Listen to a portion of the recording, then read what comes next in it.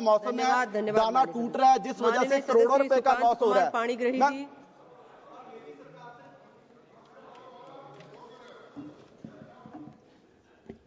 जी, मेरा खोल दिया है।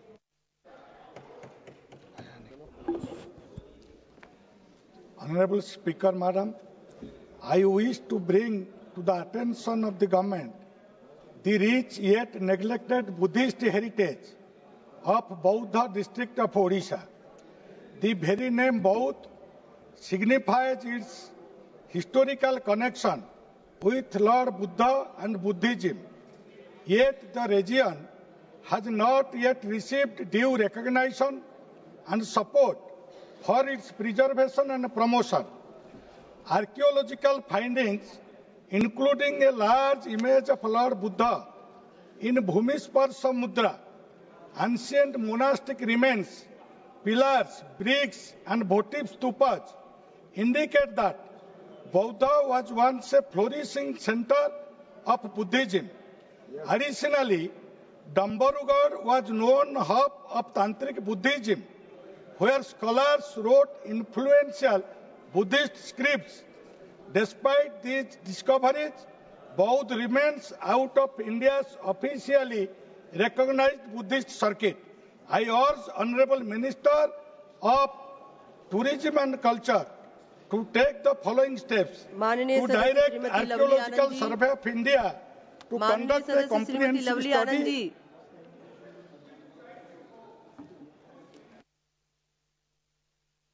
सभापति महोदया, मेरे संसदीय क्षेत्र शिवहर है, जिसका कि जिला मुख्यालय भी शिवहर ही है, जो वर्ष 1994 में सीतामढ़ी जिला से अलग होकर अस्तित्व में आया। लेकिन खेद है कि आज दशकों बाद भी इसका प्रधान डाकघर अभी तक सीतामढ़ी में ही अवस्थित है, जिससे शिवहर वासियों को काफी परेशानी का सामना करना पड़ता है। मैं आपके माध्यम से माननीय दूरसंचार मंत्री से आग्रह करती हूं कि वे इस दिशा में विभाग को शीघ्र जो है समुचित निर्देश दे, ताकि शिवहर जिले का प्रधान डाकघर शिवहर में सुचारू रूप से काम करना शुरू करे और स्थानीय लोगों को कठिनाइयों से मुक्ति मिल सके। और साथ ही मैं अपने क्षेत्र शिवहर में एक मेडिकल कॉलेज और एक एम्स की भी आवश्यकता के लिए इलाज के लिए जो है जरूरी है, उसके लिए करती हूँ। और साथ ही एक बहुत ही गंभीर मामला है माननीय अध्यक्ष सभापति महोदया, कि इससे पहले जो है राज्यसभा के उच्च सदन में एक सपा के सांसद के द्वारा हमारे महापुरुष को राणा संगा को गाली दिया गया और उन्हें गिरफ्तार किया गया। धन्यवाद सभापति महोदय। प्रधानमंत्री ग्राम सड़क योजना की सड़कें ग्रामीण क्षेत्र में ही बनाई जाती है। बिहार में जो भी सड़कों का निर्माण हो रहा है वह कम गुणवत्ता के आधार पर बनाया जा रहा है। सड़क निर्माण में जीएसबी करने के बाद WMM ग्रेड 3 कर MS मिक्स सील सरफेस कर छोड़ दिया जाता है। पहले सड़क निर्माण में BM एवं HDBC का प्रावधान था, जिसे अब हटा दिया गया है। इससे सड़क कमजोर बनता है। ग्रामीण सड़कों पर भी भारी वाहन चलने लगे हैं। सड़क कमजोर रहने से सड़क टूट जाता है और जल्द ही सड़क बार मरम्मती करना पड़ता है। प्रधानमंत्री ग्रामीण सड़क योजना में केंद्र सरकार का 60% एवं राज्य सरकार का 40% हिस्सेदारी है। सड़क निर्माण में BM 50 mm एवं HDBC 25 एवं जोड़ने से अत्यधिक राशि भी नहीं लगेगी, सड़क भी मजबूत बनेगा। धन्यवाद माननीय मंत्री से निवेदन करना चाहता हूं कि सड़क की गुणवत्ता को देखते हुए उसमें BM और HDBC को जोड़ने का माननीय सदस्य डॉक्टर नामदेव किरसान जी। धन्यवाद महोदय।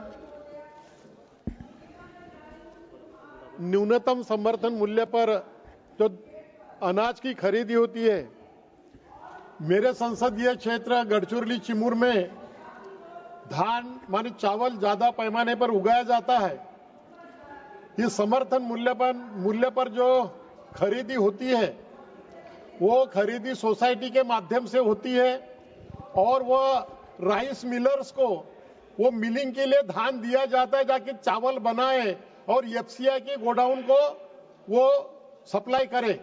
लेकिन ये राइस मिलर्स बहुत बड़ा घोटाला करते हैं। वो जो चावल जो बनाते हैं, जो एमएसपी पे न्यूनतम समर्थन मूल्य पे धान खरीदा जाता है, उससे जो चावल बनता है वो बाहर मार्केट में बेचते हैं, और न्यूनतम क्वालिटी का जो सड़ा हुआ अनाज है वो बाहर से लाकर वो एफसीआई के गोडाउन को सप्लाई करते हैं, और वही फिर पीडीएस के सिस्टम के माध्यम से राशन दुकान से लोगों को दिया जाता है। तो मैं कहना चाहता हूं कि जो ये राइस मिलर से घोटाला करते हैं उनके ऊपर पाबंदी लाई जाए, उनके ऊपर कार्रवाई की जाए, कड़ी से कड़ी कार्रवाई की जाए, उनकी इंक्वायरी की जाए, इतनी मैं मांग करता हूं। மாண்புமிகு சபாநாயகர் அவர்களே, தமிழ்நாட்டில் இந்திய தொழில்நுட்ப நிறுவனம் ஐஐடி சென்னையிலும் National Institute of Technology NIT நிறுவனம் திருச்சியிலும் அமைந்துள்ளது. தமிழ்நாட்டில் அமைந்துள்ள ஐஐடி மற்றும் என்ஐடி இந்தியாவின் முதன்மையான பொறியியல் நிறுவனங்களில் ஒன்றாகும். சென்னை போன்ற நகரங்களில் உள்ள ஐஐடி உலக தரம் வாய்ந்த கல்வியை அணுகுவதற்கு தமிழ்நாட்டின் மேற்கு மண்டலம் ஈரோட்டிலிருந்து நீண்ட தூரம் சுமார் 400 கிலோமீட்டர் பயணிக்க கடுமையாக இருப்பதால் உயர்கல்வி பயிலும் மாணவர்கள் அதிக எண்ணிக்கையில் உள்ள எனது நாடாளுமன்ற தொகுதியான ஈரோடு சிறந்த கல்வி மாவட்டமாக விளங்குவதால் இந்திய தொழில்நுட்ப நிறுவனம் என்ஐடி மற்றும் ஐஐடி போன்ற நிறுவனம் தமிழ்நாட்டின் மேற்கு மண்டலமான ஈரோட்டில் அமைத்து தர கோருகிறேன். வேகமாக வளர்ந்து வரும் ஈரோடு போன்ற நகரங்களில் தமிழ்நாடு முதலமைச்சர் அண்ணன் மு.க. ஸ்டாலின் அவர்களின் ஆட்சியில் அரசு பள்ளியில் படித்து உயர்கல்வியில் பயிலும் மாணவ மாணவிகளுக்கு மாதந்தோறும் 1000 ரூபாய் வழங்கி ஊக்கப்படுத்தும் தமிழ்நாடு அரசு கல்வியில் தரும் முக்கியத்துவத்தின் அடிப்படையில் தமிழ்நாட்டில் கல்வியில் வேகமாக வளர்ந்து வருவதால் இதுபோன்ற நகரங்களுக்கு தமிழ்நாட்டில் ஐஐடி மற்றும் என்ஐடி போன்ற தொழில்நுட்ப நிறுவனம் அவசியமானதாக உள்ளது. தமிழ்நாடு போராடும், தமிழ்நாடு வெல்லும். माननीय सदस्य निशिकांत दुबे जी। धन्यवाद सभापति महोदया। अपने दिल से जानिए पराये दिल का हाल। इस देश का सौभाग्य है कि इस देश के प्रधानमंत्री माननीय मोदी जी हैं और जिनके सामने पूरी दुनिया झुकती है। लीडर ऑफ द अपोजिशन को देखकर मुझे शर्म भी आई। अमेरिका का राष्ट्रपति ट्रंप माननीय मोदी जी को अपना दोस्त कहता है। ऑस्ट्रेलिया के प्रधानमंत्री उनको बॉस कहते हैं। पापुआ न्यू गिनी का जो प्रधानमंत्री है उनका पैर छूता है। यही स्थिति है। और आपके जैसा कमजोर प्रधानमंत्री जिसने कि तिब्बत दे दिया, जिसने चाइना की भूमि दे दी, और आज जो बालू जी का दर्द था कि कचेवेलू करुणानिधि जी को करप्शन के आधार पर जेल में बंद करके इंदिरा गांधी ने वो कचीवेलू श्रीलंका को दे दिया। आज का समय आपके जैसे कमजोर प्रधानमंत्री का नहीं है, नेहरू का ये देश नहीं है। चाइना को हमने 1 इंच भूमि नहीं दी है। एमओयू चाइना की कम्युनिस्ट पार्टी के साथ हमने साइन नहीं किया है। आपने सारे देश को कमजोर करके रख दिया। आपके प्रधानमंत्रियों ने बार बार ऐसे समझौते किए जिसमें कि चाइना आज हमारा दुश्मन है, बगल में है। तिब्बत के साथ आपने गलत समझौता किया। ये बगल में अनुराग जी है। दलाई लामा को हम इतने दिन से रखे हुए अपने पास, इसीलिए हमें गर्व है कि आज इस देश के प्रधानमंत्री मोदी जी हैं और पूरी दुनिया उनके सामने। श्री कैप्टन विराटो जी।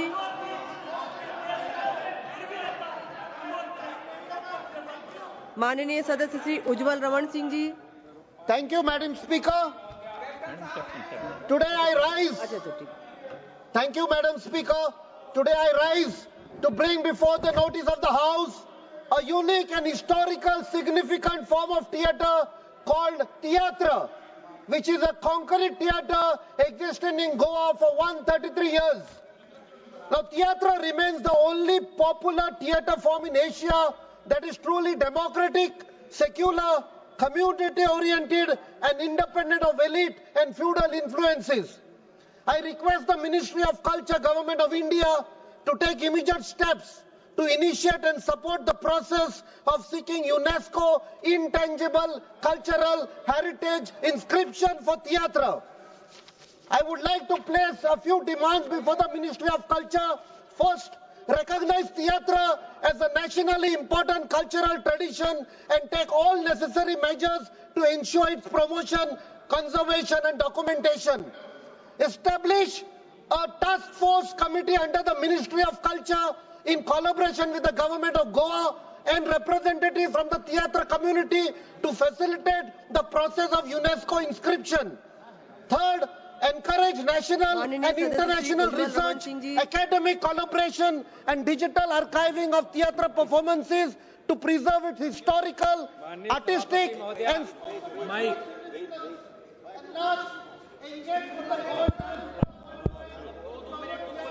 मैं प्रयागराज से आता हूं। यहां लगभग 70 लाख की आबादी वाला जिला है, लेकिन कोई भी बड़ा अस्पताल नहीं है। इसके बगल में चित्रकूट, बांदा, फतेहपुर, कौशाम्बी, प्रतापगढ़, भदोही, मिर्जापुर, सोनभद्र के साथ मध्य प्रदेश के रीवा, सीधी, सतना, मैहर आदि क्षेत्र के मरीज भी प्रयागराज आते हैं। मैं आपके माध्यम से मांग करना चाहता हूं, प्रयागराज जैसे महत्वपूर्ण जिले में जहां लाखों करोड़ों श्रद्धालु आए, जिसका महिमा गुणगान प्रधानमंत्री जी ने भी किया, लेकिन एम्स अस्पताल देने के नाम पर कोई भी ठोस आश्वासन नहीं मिलता है। मैं कहना चाहता हूं, प्रयागराज का अगर कोई मरीज दिल्ली में आकर इलाज कराता है तो 2-2 साल तक उसको एम्स में वेटिंग में जगह मिलती है। मैं आपके माध्यम से कहना चाहता हूं, आज एम्स की बदहाली का हाल ये है, फैकल्टियों में चिकित्सकों की कमी का हाल ये है कि मरीज मर जाता है लेकिन उसका इलाज नहीं हो पाता है। मैं आपके माध्यम से कहना चाहूंगा, नई दिल्ली में डॉक्टरों के 390 पद खाली हैं, 115 प्रोफेसर और 275 सहायक प्रोफेसर के पद हैं। भोपाल एम्स में 73, भुवनेश्वर में 78, जोधपुर में 85, ऐसे माननीय सदस्य डॉक्टर बछाव शोभा दिनेश जी। और विश्वास को प्रदेश और केंद्र। माननीय सदस्य श्री जी.एम. हरीश जी।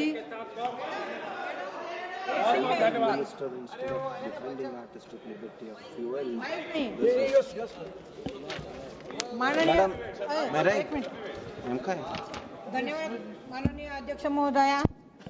मी या सभागृहाचे लक्ष धुळे लोकसभा क्षेत्रातील बागलांमध्ये आदिवासी संग्रहालय, ट्रायबल म्युझियम स्थापन करण्याच्या तातडीच्या गरजेकडे लक्ष वेधू इच्छिते। माझ्या बागलाण तालुक्यामध्ये 150हून अधिक आदिवासी गावे आहेत, जिथे पारंपरिक कला, हस्तकला, वारली पेंटिंग आणि संस्कृती यांचा अनमोल ठेवा आहे। या संग्रहालयामुळे आदिवासी संस्कृतीचे जतन आणि संवर्धन होईल। बागलाणच्या आदिवासी संस्कृती बरोबरच मांगीतुंगी हे जैन धर्माचे प्रमुख तीर्थस्थान आहे। तेथे भगवान ऋषभदेव यांची 108 फूट उंच इमारत आहे। तसेच छत्रपती शिवाजी महाराजांचा साल्हेर मुल्हेर किल्ला आहे। अध्यक्ष महोदय, प्रस्तावित युनेस्को विश्व वारसा स्थळ आहे। यामुळे पर्यटनाला चालना मिळेल, रोजगाराच्या संधी निर्माण होतील आणि स्थानिक आदिवासी कारागीर व उद्योजकांना आर्थिक लाभ होईल। मी माननीय आदिवासी विकास मंत्री आणि सांस्कृतिक मंत्री यांना विनंती करते की या संग्रहालयासाठी आवश्यक निधी त्वरित मंजूर करण्यात यावा। हे पाऊल आदिवासी वारसाचे संरक्षण आणि सामाजिक आर्थिक विकासासाठी महत्त्वाचे ठरेल। या प्रकल्पाचा फायदा फक्त राज्यातीलच नाही तर देशातील इतर आदिवासी समूहाला देखील नक्कीच होईल। धन्यवाद अध्यक्ष महोदय। माननीय सदस्य श्री जी.एम. हरीश जी हैं क्या? नहीं। माननीय सदस्य श्री जी. लक्ष्मी नारायण जी।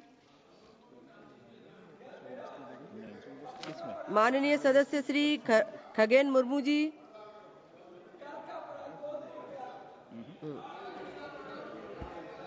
ধন্যবাদ সভাপতি মহোদয়া। আজকে আমাকে জিরো আওয়ারে বলতে দেওয়ার জন্য আপনাকে অনেক অনেক ধন্যবাদ। আমি এই পবিত্র সদনে এক মর্মান্তিক এবং ভয়ঙ্কর এক ঘটনার কথা এখানে উল্লেখ করতে চাই। মহোদয়া, গত 27শে মার্চ পশ্চিমবাংলার মোথাবাড়ি বিধানসভার মোথাবাড়ি গ্রামে ওখানকার কয়েকজন জিহাদি মুসলিম জঙ্গিরা তারা সমস্ত হিন্দুদের, সনাতনী ধর্মের মানুষদের তাদের বাড়িতে আক্রমণ করে।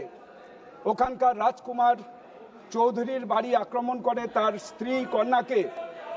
স্ত্রী কন্যার শ্লীলতাহানি করে এবং তারা তাণ্ডব চালায়, সনাতন ধর্মের সমস্ত হিন্দুদের উপরে তারা অত্যাচার চালায় এবং বলতে থাকে সমস্ত মুসলিমরা বেরিয়ে আসুন আর সমস্ত হিন্দু তাদের বাড়িঘর আক্রমণ করো, হিন্দুদের ধরো আর জবাই করো।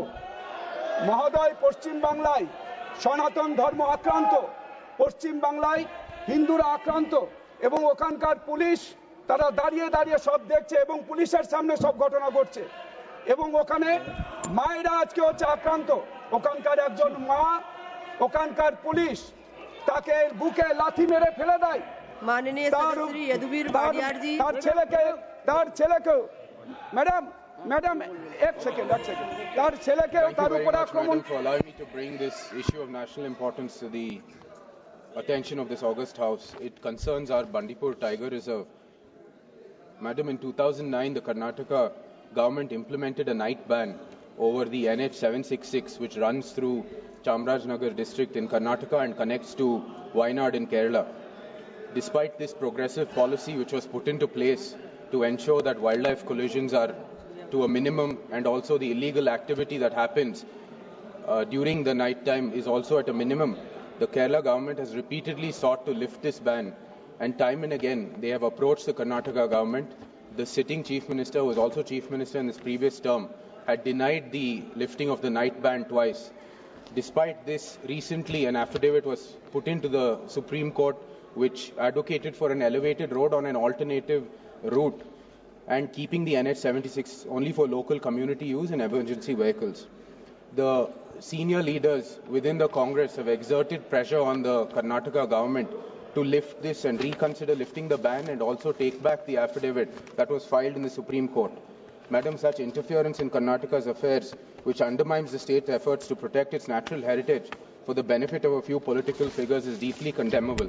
I respectfully urge you to direct this House and the Ministry to take a firm stance regarding safeguarding our tiger reserves, माननीय सदस्य ensuring Shri that Om they not Prakash B compromise Raje or appease the Nimbalkar political ji, interests of a select few. धन्यवाद.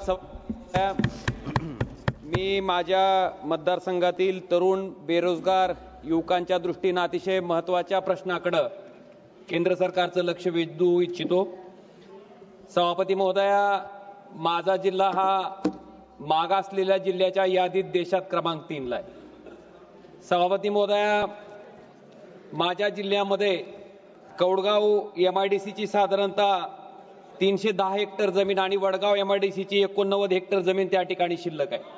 त्याचबरोबर प्रस्तावित MIDC त्या ठिकाणी तामलवाडीला पण आहे आणि त्याचबरोबर शिराळूंमध्ये पण आहे.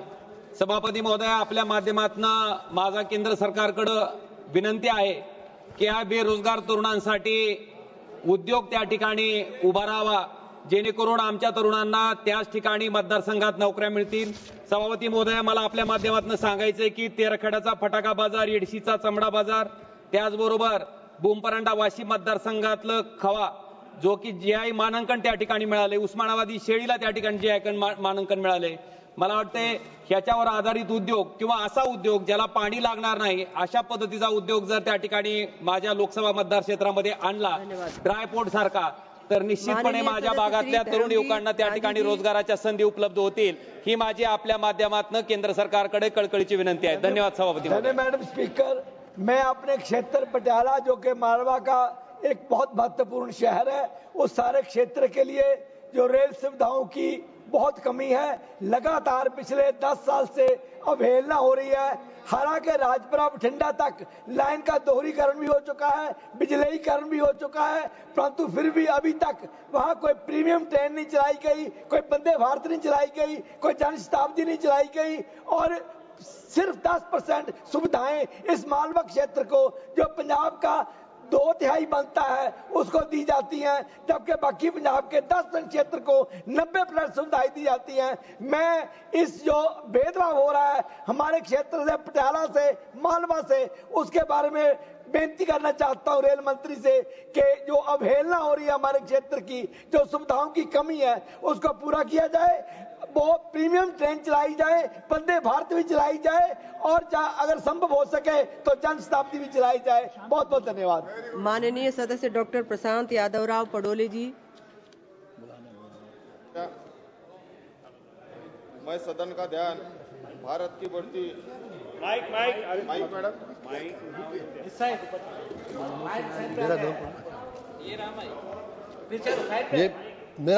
मेरा माइक तो चला। मैडम मैं बोलूं प्लीज। शुक्रिया। अरे इतनी सी कृपा की थी, ये भी जल्दी ले गए। शुक्रिया। अरे इतना अन्याय क्यों हो रहा है मैडम? अरे आप फिर चली गई। संरक्षण आ गई। आगे। धन्यवाद अध्यक्ष महोदय। मैं सदन यहाँ भी माइक चल रहा है। भारत की बढ़ती क्रिप्टो करेंसी पूंजी योजना और इनके विनिमय की अनिवार्यता की ओर आकर्षित करना चाहता हूं। भारत में क्रिप्टो करेंसी धारकों की संख्या तेजी से बढ़ रही है। 2023 के रिपोर्ट के अनुसार भारत में 10 करोड़ से अधिक लोग किसी न किसी रूप से क्रिप्टो करेंसी में निवेश कर चुके, जो वैश्विक स्तर पर सबसे अधिक है। लेकिन विडंबना यह है कि सरकार क्रिप्टो करेंसी से होने वाली आय पर 30% टैक्स और 1% TDS तो वसूल कर रही है, लेकिन अभी तक इसका कोई ठोस विनियमन नहीं किया गया और न ही कोई नियामक निकाय गठित किया गया है। देश में कई क्रिप्टो पूंजी योजनाएं चल रही है, जहां आम जनता को उच्च रिटर्न का लालच देकर ठगा जा रहा है। हाल में कई राज्यों में ऐसे घोटालों का पर्दाफाश हुआ है, जहां निवेशकों को हजारों करोड़ की पूंजी लूटी गई है। चूंकि क्रिप्टो करेंसी का लेन देन विकेंद्रीकृत होता है, इसलिए निवेशकों के लिए किसी भी प्रकार की सुरक्षा या शिकायत का निवारण तंत्र उपलब्ध नहीं है। मेरे क्षेत्र में 2 साल पहले कई जलसाजून क्रिप्टो करेंसी में शानदार आमदनी का झांसा देकर करोड़ों रुपए की धोखाधड़ी की गई। इसके बाद बोरा इस ऑनलाइन प्लेटफॉर्म पे भी लोगों को ठगा गया। अध्यक्ष महोदया, दुनिया में कई देश है जैसे अमेरिका, यूरोपियन यूनियन, सिंगापुर और जापान ने क्रिप्टो करेंसी को लेकर सख्त कानून बनाए हैं। अमेरिका में सिक्योरिटीज और एक्सचेंज कमीशन और यूरोप में मार्केटिंग क्रिप्टो एसेट जैसे नियामक निकाय इस पर निगरानी करते हैं। मैडम कंक्लूड करने दो। मैं सरकार जब क्रिप्टो करेंसी से टैक्स वसूल कर रही है तो इसका विनियमन क्यों नहीं कर रही? क्या सरकार जल्दी ही एंटी मनी लॉन्ड्रिंग और काउंटर टेररिस्ट फाइनेंसिंग कानून के तहत क्रिप्टो करेंसी को नियंत्रण करने वाला एक स्वतंत्र नियामक निकाय स्थापित करेंगी? क्या सरकार क्रिप्टो पूंजी योजना पर रोक लगाने? धन्यवाद अध्यक्ष जी। मेरी लोकसभा क्षेत्र नोएडा, ग्रेटर नोएडा उत्तर प्रदेश की शो विंडो है, एनसीआर का महत्वपूर्ण क्षेत्र है, विश्व पटल पर अपनी पहचान बना चुका है। ग्रेटर नोएडा वेस्ट क्षेत्र, जहां मध्यम वर्गीय छात्र रहते हैं, लगभग 8 लाख से अधिक की जनसंख्या वहां रहती है, और शहर बसने के समय से ही इस विषय पर रखकर कि यहां मेट्रो आने वाली है, यह शहर बसाया गया था। 8 वर्ष से अधिक का समय हो चुका है, और अभी मैंने नोएडा मेट्रो रेल कॉरपोरेशन के managing director doctor M Lokesh से सूचना प्राप्त की है कि उत्तर प्रदेश सरकार अपने हिस्से का अंश भारत सरकार को दे चुकी है, लेकिन पिछले 6 महीने से भी अधिक से हमारे शहरी विकास मंत्रालय के पास यह फाइल लंबित है। मेरी प्रार्थना है आपके माध्यम से शहरी विकास मंत्रालय इस ग्रेटर नोएडा वेस्ट की मेट्रो परियोजना पर तुरंत कार्रवाई करे। वहां ट्रैफिक जाम की समस्या है, वहां प्रदूषण की समस्या है, वहां विकास की समस्या है। जेवर एयरपोर्ट उत्तर प्रदेश का ही नहीं देश का गौरव है। प्रधानमंत्री मोदी जी और योगी जी के नेतृत्व में लोकार्पण के लिए तैयार है, लेकिन 25 वर्ष एक्सप्रेस वे पर इस व्यवस्था को तुरंत चालू किया जाए। Madam Chairperson, I am raising very urgent and important matter which has happened in Jabalpur, Madhya Pradesh, where Catholic priests and laity were brutally attacked by Hindutva extremists. On April 1st, 2025, a group of Catholic pilgrims from Mandla parish who were peacefully participating in Jubilee 2025 religious observance were unlawfully detained twice by extremist elements and subject to violence. Notably, when senior priests, including the Vicar General of Jabalpur, arrived to support the victims, they too were assaulted. Such brazen attack on religious minorities not only violate constitutional right, but also expose the growing climate of intolerance and impunity for extremist violence. Despite claims of disassociation by the RSS, the incident raises serious concern about the law and order, religious freedom, and the safety of the citizens practicing their faith. The government must take urgent, decisive action to ensure swift and impartial action against the perpetrators. Thank you, madam. माननीय है नहीं क्या अजेंद्र?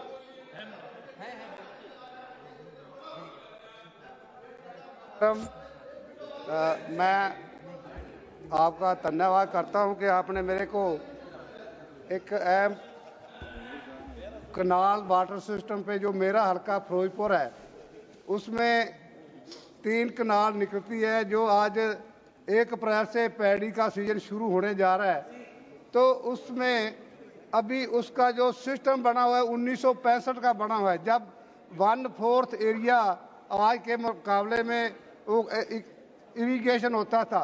आज वो ही system उसको irrigation का जो नहरों का पानी दे रहा है। मैडम, मैं आपसे गुजारिश करता हूं कि फिरोजपुर का कनाल सिस्टम को दोबारा तो रीमॉडलिंग किया जाए ताकि वो पैडी का, क्योंकि हमारे एरिए में बासमती चौल 11-21 सभी जो कॉस्टली है वो होती है, तो वहाँ का ग्राउंड वाटर नीचे हर साल जा रहा है। तो इसलिए उसको रोकने के लिए आप कृपा करें, बड़ा प्रोजेक्ट वो बढ़ा के दोबारा इस एरिया को पानी देने की कृपा करें। धन्यवाद। Thank you. धन्यवाद भाई। धन्यवाद सभापति महोदया। 1 मिनट में अपनी बात पूरी करें माननीय सदस्य। मेरे संसदीय क्षेत्र अहमदाबाद और असारवा रेलवे स्टेशन का रीडेवलपमेंट का काम तेजी से चल रहा है। उसके लिए मैं यशस्वी प्रधानमंत्री माननीय नरेंद्र मोदी साहब, रेलवे मंत्री आदरणीय अश्विनी वैष्णव जी का आभार प्रकट करता हूं। मेरे इस सदन में आज एक महत्वपूर्ण विषय उठाना चाहता हूं जो न केवल मेरे राज्य की यातायात सुविधा को बेहतर बनाएगा बल्कि लोगों के समय और संसाधनों की बचत भी करेगा। मैं अनुरोध करता हूं कि वडोदरा अहमदाबाद मेमू ट्रेन को राजकोट तक बढ़ाया जाए। हम जानते हैं कि वडोदरा और अहमदाबाद के बीच ट्रेन सेवा अत्यंत महत्वपूर्ण है और यह दोनों शहरों के बीच यातायात को सुगम बनाती है, लेकिन राजकोट जो प्रमुख शहर है और व्यापार, शिक्षा और पर्यटक का केंद्र है, वहां तक इस ट्रेन सेवा का विस्तार न केवल इस क्षेत्र के लोगों के लिए एक बड़ी राहत होगी बल्कि यह क्षेत्रीय विकास में भी योगदान होगा।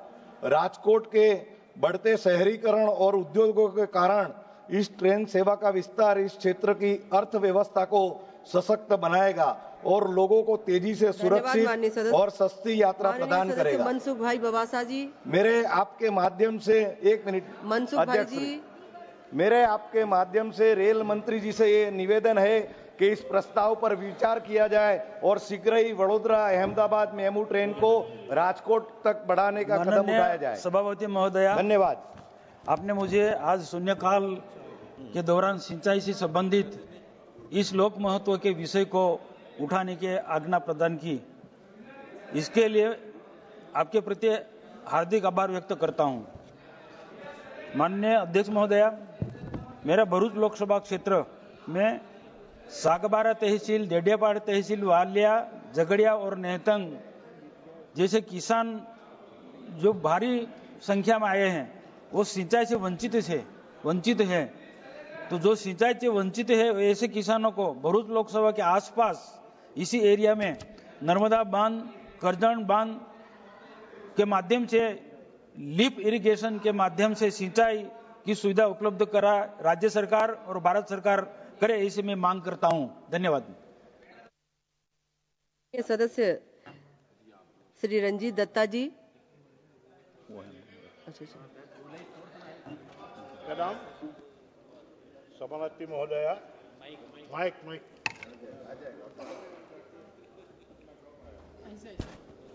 मैडम मैं 2 मिनट लेगा। वो फर्स्ट टाइम में आज बोलने का मौका मिला, इसीलिए आपको बहुत बहुत धन्यवाद।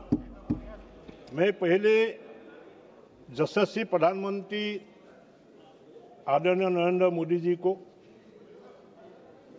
और सड़क परिवहन मंत्री नितिन गडकरी जी को और असम का यशस्वी मुख्यमंत्री डॉक्टर हिमंत बिस्वा शर्मा को मैं धन्यवाद ज्ञापन करता हूं। मैडम, गौपुर से नुमलीगढ़ 15,000 करोड़ का एक प्रोजेक्ट ब्रह्मपुत्र नदी का नीचे जाएगा। ये टनल और एशिया का बिगेस्ट टनल, ये टनल ब्रह्मपुत्र नदी का बीच पे जाएगा और 15,000 करोड़ का ये प्रोजेक्ट है। अभी माननीय मंत्री जी ने हम लोग को रिप्लाई दिया है जो जुलाई अगस्त में इसका शिलान्यास होगा। मैं माननीय मंत्री नितिन गडकरी जी को मैं आपका माध्यम से मैं उन लोग को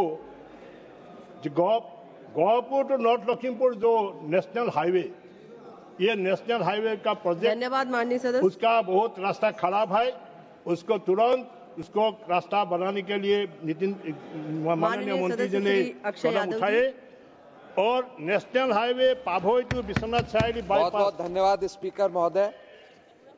मेरा संसदीय क्षेत्र फिरोजाबाद है। फिरोजाबाद कांच उद्योग के लिए जाना चाहता है। मेरा क्षेत्र एक इंडस्ट्रियल क्षेत्र है जहां पर रोजगार लेबर के तौर पे सबसे ज्यादा वहां पर मिलता है और जो फिरोजाबाद का लेबर क्लास है उसकी दुर्दशा हो रखी है। जो लेबर क्लास है उसमें सबसे ज्यादा मुस्लिम, दलित और पिछड़े लोग काम करते हैं।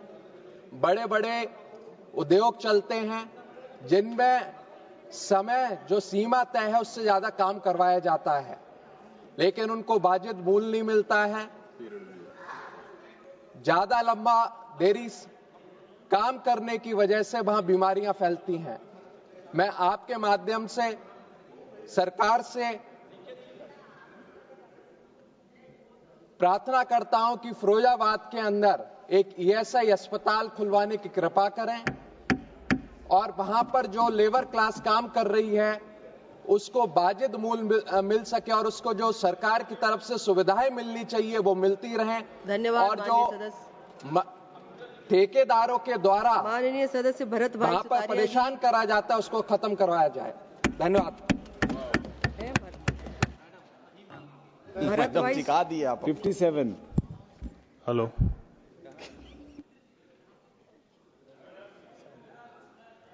माननीय सदस्य श्री चंदूलाल सिहोरा जी।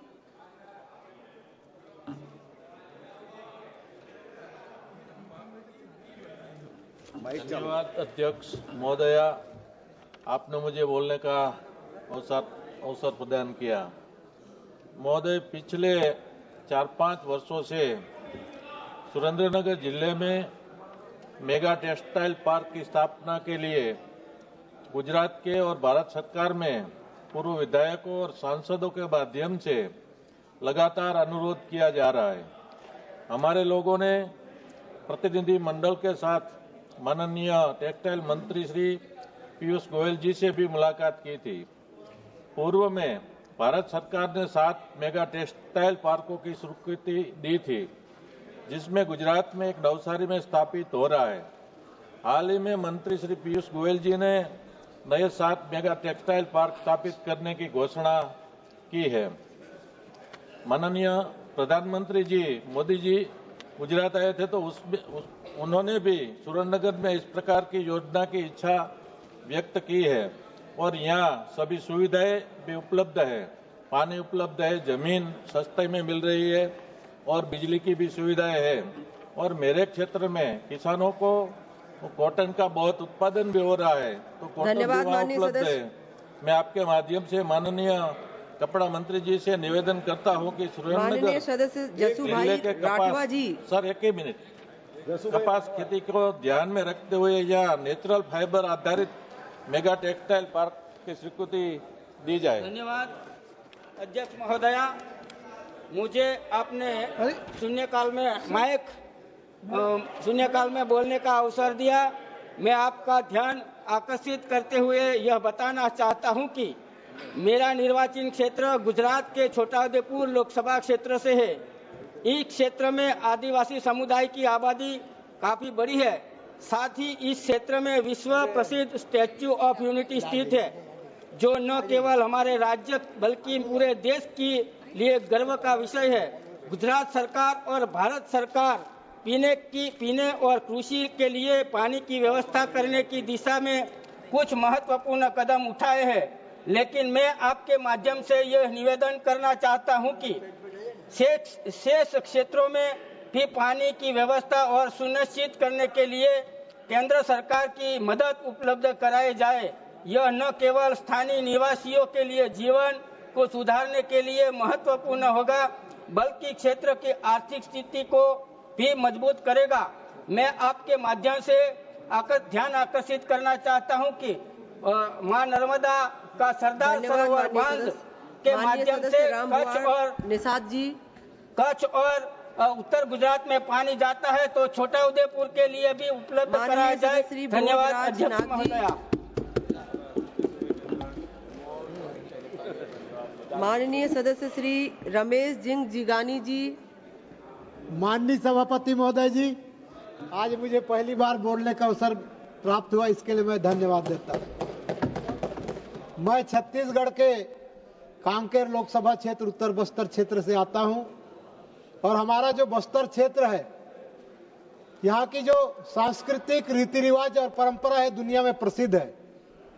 हमारे बस्तर क्षेत्र में वहाँ के जो आदिवासी संस्कृति है, रीति रिवाज, परंपरा है, वो खतरे में है, क्योंकि वहाँ अवैध रूप से अनेक धर्मांतरण के कार्य चल रहे हैं और इस कारण वहाँ के जो सामाजिक कार्यक्रम हैं, जैसे मृत्यु संस्कार, विवाह संस्कार और नामकरण संस्कार, इसको लेकर के जाति समुदाय में आए दिन लड़ाई झगड़े होते रहते हैं, क्योंकि एक ही पिता के दो संतान हैं और एक धर्मांतरण कर लिया है, जिसके कारण सामाजिक रीति रिवाज और हमारी जो ताना बाना है, इसमें अनेक प्रभाव पड़ रहे हैं। इसलिए धर्मांतरण के विरुद्ध में कठोर कार्रवाई करें और कानून बनाने की आवश्यकता है। जिस प्रकार से अनुच्छेद 341 में अनुसूचित जाति का व्यक्ति यदि धर्मांतरण करता है तो उसको आरक्षण का लाभ नहीं मिलता है, उसी प्रकार से अनुच्छेद 342 में अनुसूचित जनजाति के लिए यह प्रावधान होना चाहिए कि जो व्यक्ति धर्मांतरण करता है उसको आदिवासी का आरक्षण नहीं मिलना चाहिए। धन्यवाद सभापति महोदय। राम भुवन निषाद जी, मैंने 2 बार पेन। माननीय सदस्य प्रभुभाई बसावा जी।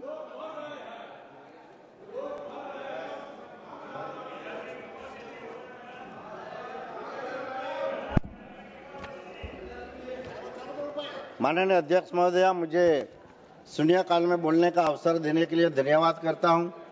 आदरणीय महोदया, मैं सदन के माध्यम से सूरत से रायपुर और रायपुर से सूरत आने जाने के लिए सीधी उड़ान सेवा की आवश्यकता का मामला उठाना चाहता हूं। महोदया, सूरत भारत का एक विकसित शहर है जिसे डायमंड सिटी और अब लैब ग्रोन डायमंड सिटी एवं टेक्सटाइल सिटी के नाम से भी जाना जाता है। माननीय प्रधानमंत्री श्री मोदी जी के नेतृत्व में सरकार द्वारा देश में बनाए गए 8 इकोनॉमिक रीजन में से सूरत भी एक इकोनॉमिक रीजन है।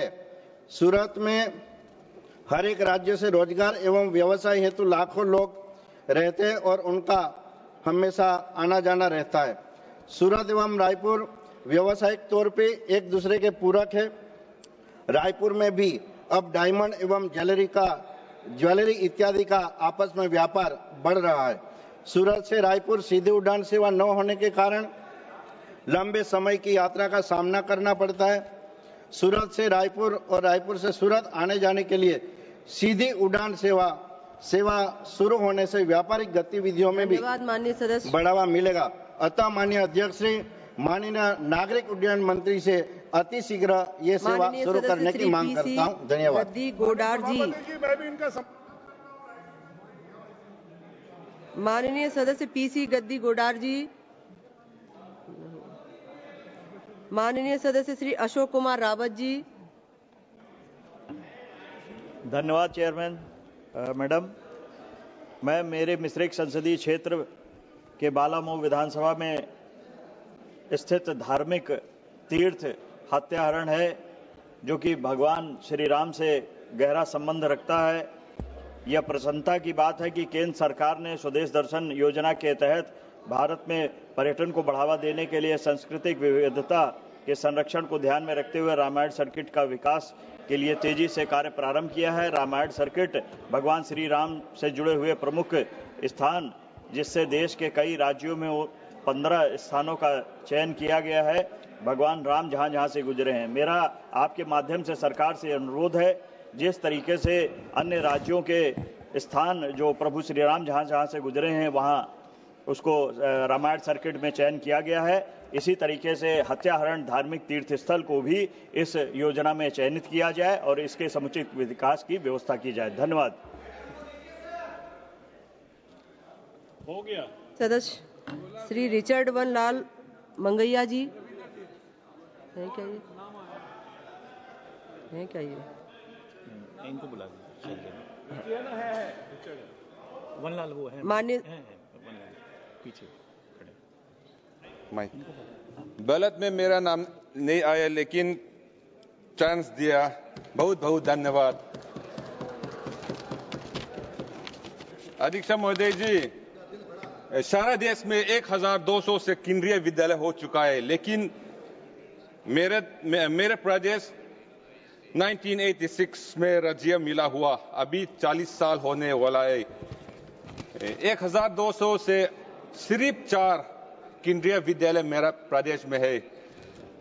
वो 2 आइजोल जिला में, यह जिला कैपिटल है, एक लुंगले और एक चंफाई जिला में। मेरे प्रदेश में 11 जिला है, 3 जिला में तो हो गया, लेकिन अभी 8 जिला में बाकी है। वो एक जिला में एक पाठशाला रखने के लिए अनुरोध कर रहा है।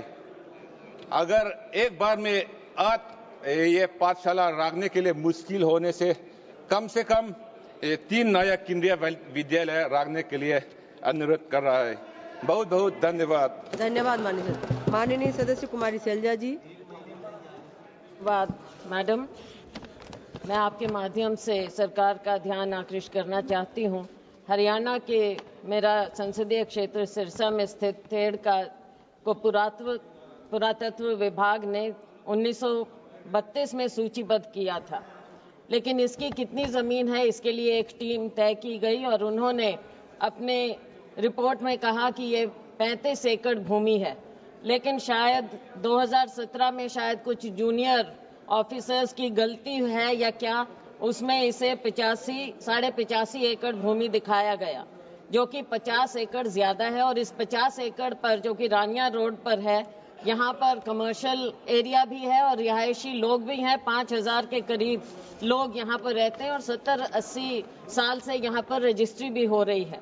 सर, मैडम, थेड़ की 35 एकड़ भूमि को 2017 में कब्जा मुक्त किया गया और यहाँ पर रहने वाले 713 परिवारों को विस्थापित करके सेक्टर 19 में अस्थायी रूप से रखा गया।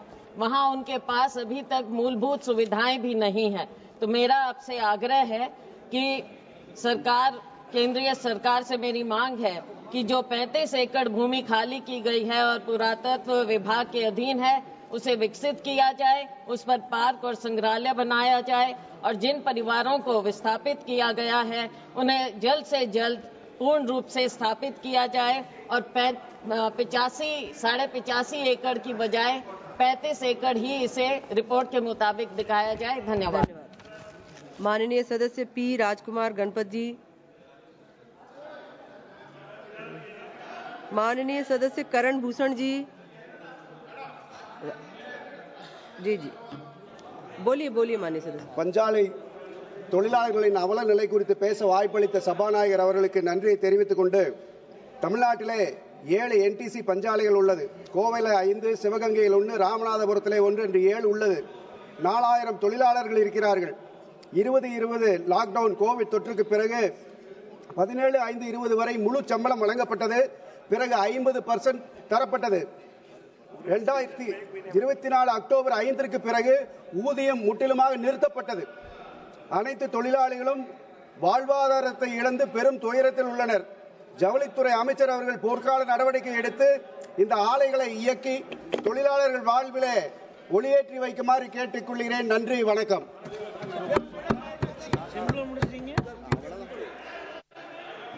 माननीय सदस्य श्री करण भूषण जी। सभापति महोदय, आज मुझे बड़े महत्वपूर्ण विषय पे अपनी बात रखने का मौका दिया गया।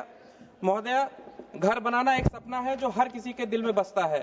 यह एक ऐसी जगह है जहां हम अपने परिवार के साथ सुरक्षित और खुश महसूस करते हैं। जिनके पास सुरक्षित ठिकाने हैं वह अपने जीवन के दूसरे लक्ष्यों को प्राप्त करने के लिए साहस प्रदान करते हैं। मेरा एक छोटा सा सुझाव प्रधानमंत्री आवास योजना के संबंध से जुड़ा हुआ है।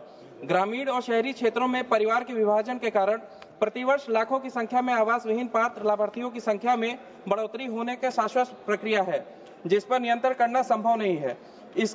इसीलिए इसके स्थायी समाधान की चिंतन जरूरी है। लंबे अंतराल तक सर्वे न होने और ऐसे लोगों को पात्रता सूची में जगह न मिलने के कारण ये आवास विहीन बैकलॉग बनते हैं। इसलिए मेरी मांग हर वित्तीय वर्ष में एक बार प्रधानमंत्री आवास की पात्रता मानकों को दृष्टिगत रखते हुए ऐसे लोग को भी पात्रता सूची में नीचे जोड़ देना जाना चाहिए जो वाजिब कारणों से परिवार के विभाजन से आवास विहीन श्रेणी में आ गए हैं। दूसरा मेरा सुझाव है कि जिस स्वरूप का आवास निर्माण की कल्पना हम लोग करते हैं वह स्वरूप लाभार्थियों को घर पहुंचने पर देखने को नहीं मिलता है। इसके कई कारणों में लोग अलग अलग तर्क देते हैं। लाभार्थियों का कहना है कि बजट कम है इसलिए फर्श और प्लास्टर का काम नहीं हो पाता। कुछ लोग का एस्टिमेट का निर्माण सामग्री की कीमतों में अंतर। मैडम, बहुत दिन बाद समय मिला है, दोष देते हैं। इसलिए मैं ग्रामीण विकास मंत्री जी से अनुरोध करता हूँ। राजपाल सिंह जाधव जी। माननीय सदस्य श्री हमदुल्लाह सईद जी। किसका था? Madam please. माननीय अध्यक्ष महोदय, मुझे बोलने के लिए अवसर देने के लिए धन्यवाद। मेरे मत क्षेत्र पंचमहाल लोकसभा के गोधरा रेलवे स्टेशन एक बड़ा जंक्शन है जो एक तरफ बड़ौदा होकर महाराष्ट्र को जोड़ता है और दूसरी तरफ मध्य प्रदेश से आगे दिल्ली को जोड़ता है।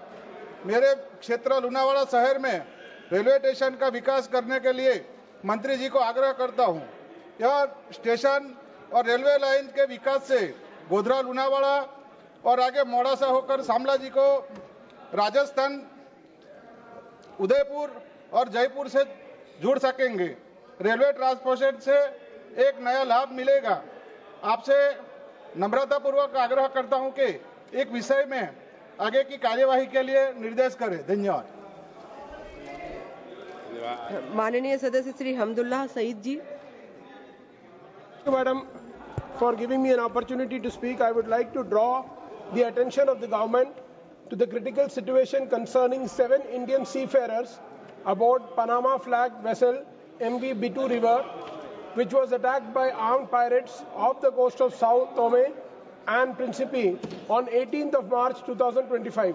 Among those affected is young Asif Ali from Minicoy Island, Lakshadweep, and the family remains without any information about his safety or whereabouts.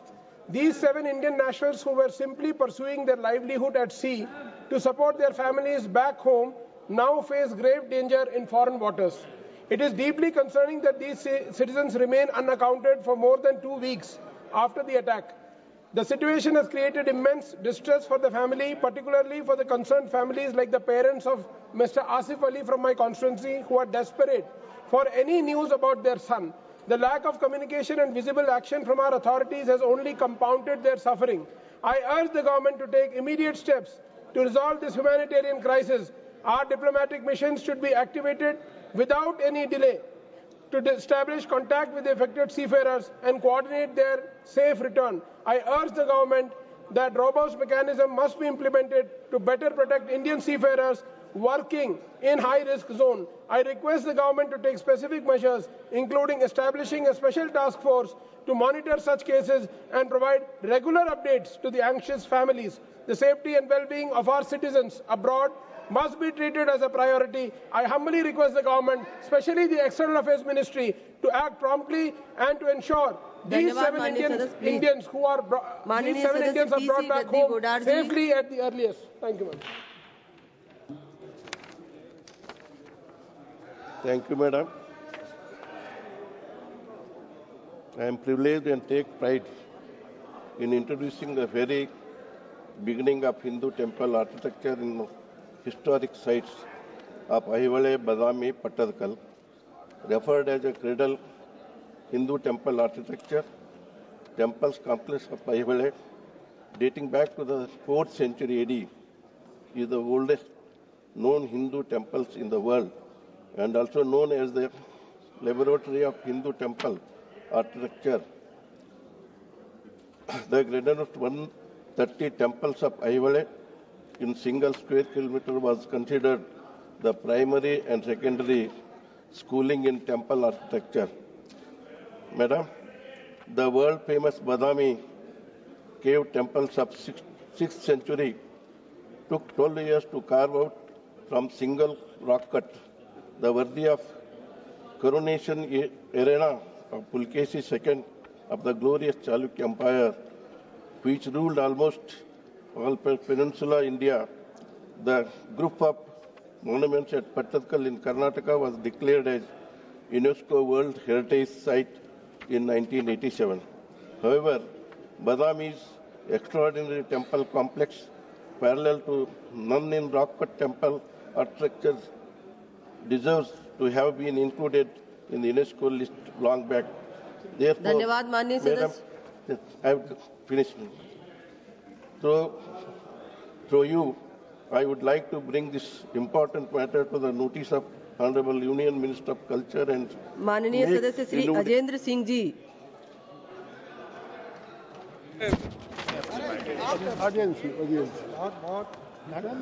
बहुत बहुत धन्यवाद सभापति महोदया जी. मैं परम पूज्य स्वामी ब्रह्मानंद जी की तपोभूमि हमीरपुर महोबा तिंदवारी की ओर आकर्षित कराना चाहता हूं कि बढ़ती महंगाई के कारण किसानों की खाद बीज के समय काफ़ी लंबी लाइनें लगी रहती हैं और बुंदेलखंड में किसानों की बुवाई के समय 8-8 दिन किसानों को खाद की उपलब्ध नहीं हो पाता है और जब फसल आती है तो ये मूंगफली की खरीद पर किसानों से अवैध 1500 से 1700 रुपए पर किसान से एक कमीशन के तौर पर लिया गया है. तब उस किसान की मूंगफली एमएसपी पर तौली गई है और आज वर्तमान में के समय गेहूं की फसल आ चुकी है. तो आज मूंगफली की तरह आज भी यही व्यवहार किसानों के साथ हो रहा है और उनसे अनावश्यक कमीशन के तौर पर और सिफारिशों की तौर पर उनका गेहूं की तौल कराई जा रही है. तो मेरी आपसे विनती है कि हमारे बुंदेलखंड के किसानों को बचा लिया जाए इस अनावश्यक धन्यवाद कमीशन पर. माननीय सदस्य श्री सेलेंग संगमा जी.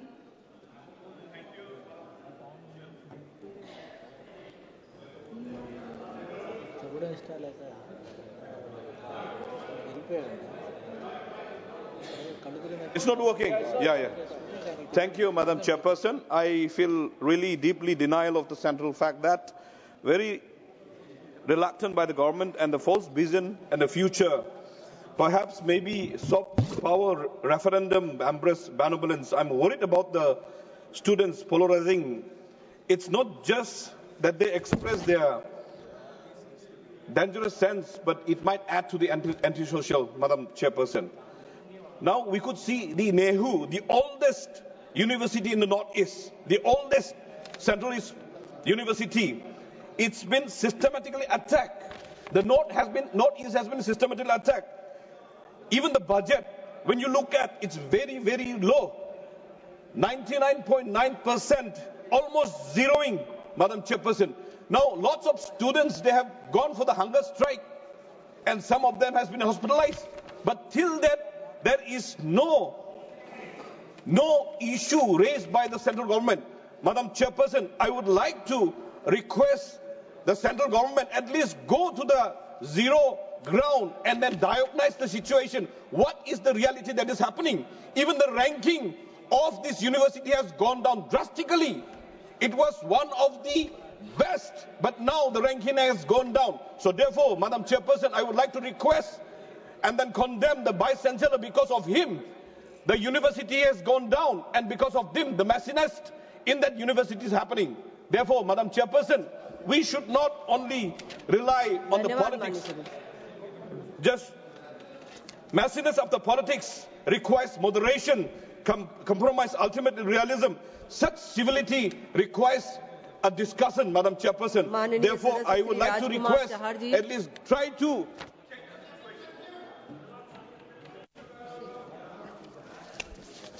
भारत की राजधानी दिल्ली और दिल्ली में जहां हम लोकसभा में है, इसके चारों तरफ जब हम निकलते हैं, जो लुटियन जोन कहलाता है, आज भी Babar lane, Tughlaq road, Akbar road, Humayun road, Darashikoh road, ये अनेक प्रकार के जो मुगल आक्रांता भारत में आए लुटेरे, उनके नाम से आज भी कांग्रेस के जमाने से रोड चले आ रहे हैं, जो कांग्रेस की सरकार ने रखे।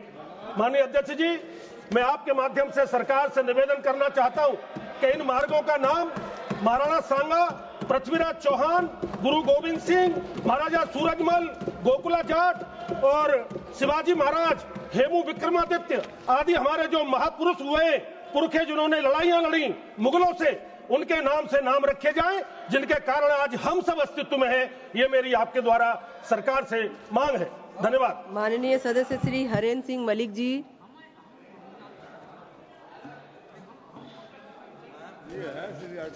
धन्यवाद सभापति जी। माननीय सभापति जी, मैं आपके माध्यम से सरकार के संज्ञान में एक बहुत महत्वपूर्ण विषय को लाकर कार्रवाई की मांग करता हूं। हरियाणा और पश्चिम उत्तर प्रदेश का रोटी बेटी का संबंध है।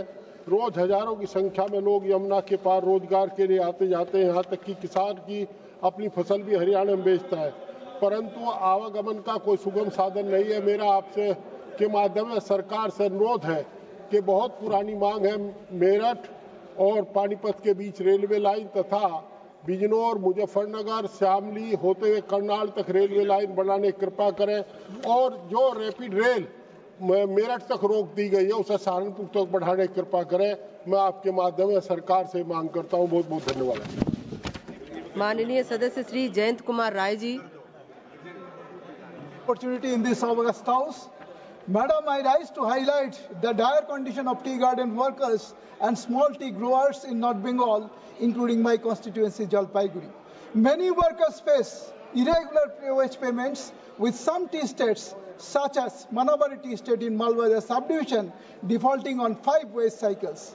In several tea gardens, wages are as low as 150 rupees per day. Adding to their plight, Provident Fund contributions, although deducted from their salaries, but are not being deposited in their PF accounts, leaving workers with financial insecurity. While only a few major companies have seen substantial growth and continue to regulate the entire market, many others are struggling. As a result, several tea estates are being leased out to other private entities, which often neglect workers' rights and further aggravate the crisis. Meanwhile, the West Bengal government's move to commercialize tea estate land threatens to displace thousands of workers and destabilize the industry. I urge the central government to take immediate steps to ensure timely wage payments, mandate cost audits for transparency, address the issue of PF non-deposit, and explore the feasibility of a minimum support price for tea leaves. We must remember that protecting the livelihoods of workers and small tea growers is crucial for the. माननीय सभापति जी, धन्यवाद आपको। हम जिस क्षेत्र सुल्तानपुर से चुनाव जीत कर आए हैं, वहाँ अभी बहुत पिछड़ा इलाका है। हमसे पहले बहुत बड़े बड़े नेता वहां चुनाव जीते लेकिन क्षेत्र का विकास नहीं हुआ। वहां जितनी सड़कें हैं सब टूट गई हैं, रिपेयरिंग नहीं हो पा रही है, बिजली के तार और ट्रांसफार्मर आए दिन जल के गिर जाते हैं, दुर्घटना से लोग मर जाते हैं। बिजली विभाग के एसी स्तर के अधिकारी की लापरवाही से कोई वहां बिजली संबंधित समस्याओं का समाधान नहीं हो पा रहा है। सर, हमारे क्षेत्र में बेरोजगारों की संख्या बहुत ज्यादा है, गरीब लोग हैं। वहां एक बाध मंडी है, जो छोटे छोटे किसान अपना बाध के व्यवसाय से जुड़े हैं, अपना सामान बनाकर ले जाके मंडी में बेच नहीं पा रहे हैं। उनको सरकार से सुविधा नहीं मिल रही है, उनको सुविधा दिलाया जाए।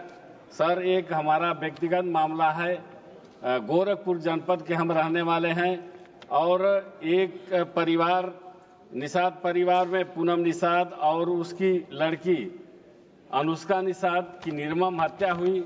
वहां हम धन्यवाद माननीय सदस्य। उस पीड़ित परिवार से मिलने जा रहे थे। बीजेपी का स्थानीय विधायक अरविंद सावंत जी एक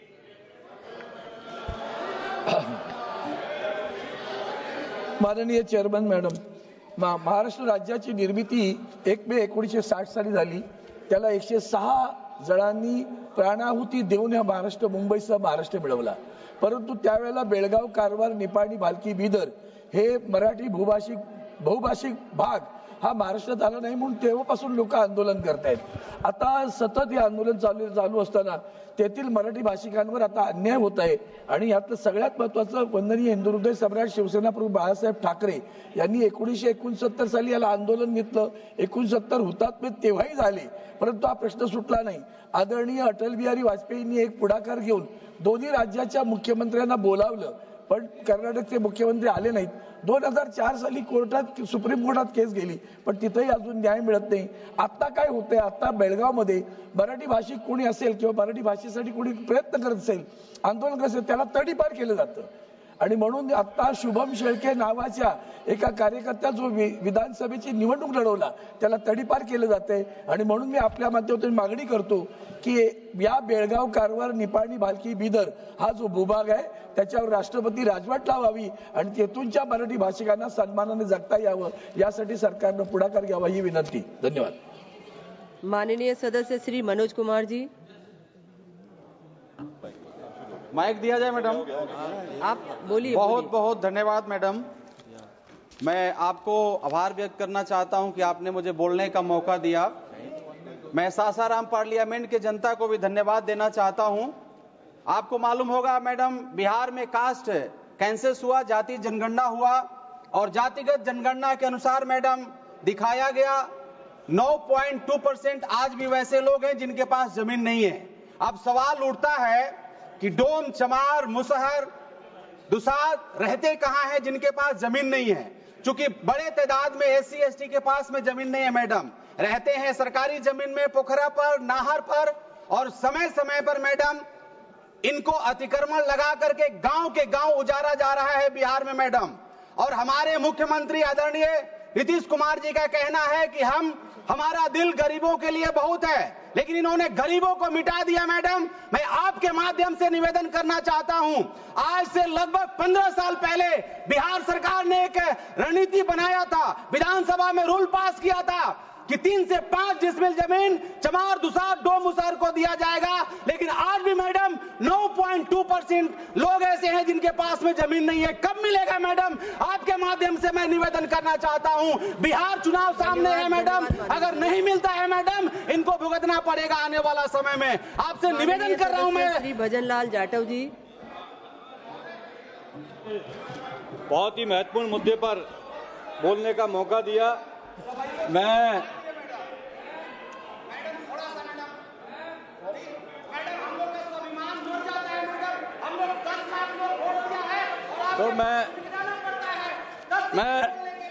इतना ही कहना चाहता हूं मैडम, बहुत ही महत्वपूर्ण मुद्दे पर मुझे बोलने का मौका दिया।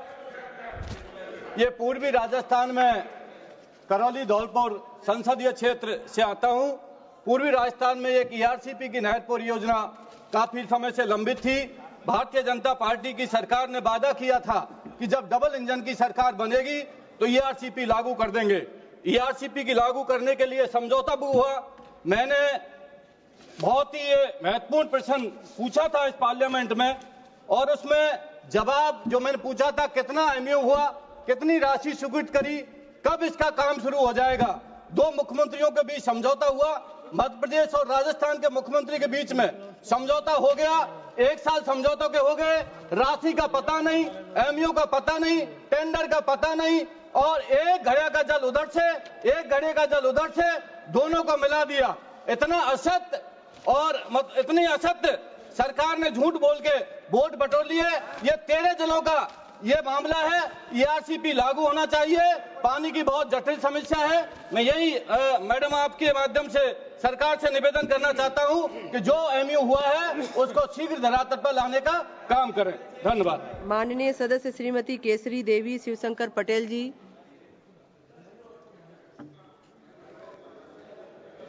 अध्यक्ष महोदय, बुंदेलखंड बांदा चित्रकूट क्षेत्र से चुनकर आती हूं। अभी हाल में ही प्रयागराज में महाकुंभ का समापन हुआ है। मेरे संसदीय क्षेत्र के आसपास देश के महत्वपूर्ण धार्मिक एवं पर्यटन के स्थल स्थित है। कुंभ के दौरान बांदा से प्रयागराज जाने हेतु बांदा बबेरू राजापुर होते हुए मार्ग का इस्तेमाल हुआ है। महोदय, यह मार्ग 3 से 4 जिलों की सीमाओं को आपस में जोड़ता है। वर्तमान में इस मार्ग में यातायात का अत्यधिक दबाव रहता है। इस मार्ग का चौड़ीकरण करते हुए 4 लेन सड़क निर्माण अत्यधिक आवश्यक है। महोदय, आपके माध्यम से सड़क एवं परिवहन मंत्रालय से मेरी मांग है कि बांदा से बबेरू राजापुर होते हुए प्रयागराज तक जाने वाले इस मार्ग को 4 लेन सड़क के रूप में विकसित किया जाए, ताकि आने जाने समय में सुरक्षित यातायात को बल मिल सके। धन्यवाद। माननीय सदस्य श्रीमती कमलजीत सहरावत जी।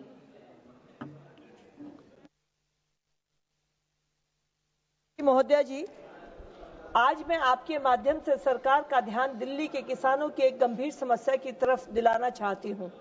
दिल्ली देश की राजधानी है। 2015 से 2025 तक दिल्ली में एक ऐसी सरकार रही जिसने दिल्ली की दुर्दशा कर दी। उनके भ्रष्टाचार और काम न करने की वजह से दिल्ली प्रदूषण की भेंट चढ़ा और इसका परिणाम दिल्ली के किसानों को भुगतना पड़ा। दिल्ली में ट्रैक्टर को कमर्शियल व्हीकल कर दिया गया और इसीलिए डीजल के व्हीकल 10 साल में बंद हो जाते हैं। दिल्ली के किसानों के ट्रैक्टरों को खेतों से, उनके घरों के सामने से 10 साल पूरा होने पर उठा लिया जाता है। महोदय, मैं आपके माध्यम से सरकार से निवेदन करती हूं कि किसान बहुत मुश्किल से अपना खर्चा चलाता है, लोन पर ट्रैक्टर को लेता है। इतना मेरी सरकार से निवेदन है कि वो इस अवधि को बढ़ाए और दिल्ली के किसानों को राहत दे। धन्यवाद। माननीय सदस्य Shri Dean Kuriakose ji. Thank you, Madam, for getting this opportunity. I would like to raise an important matter related with the Kerala states.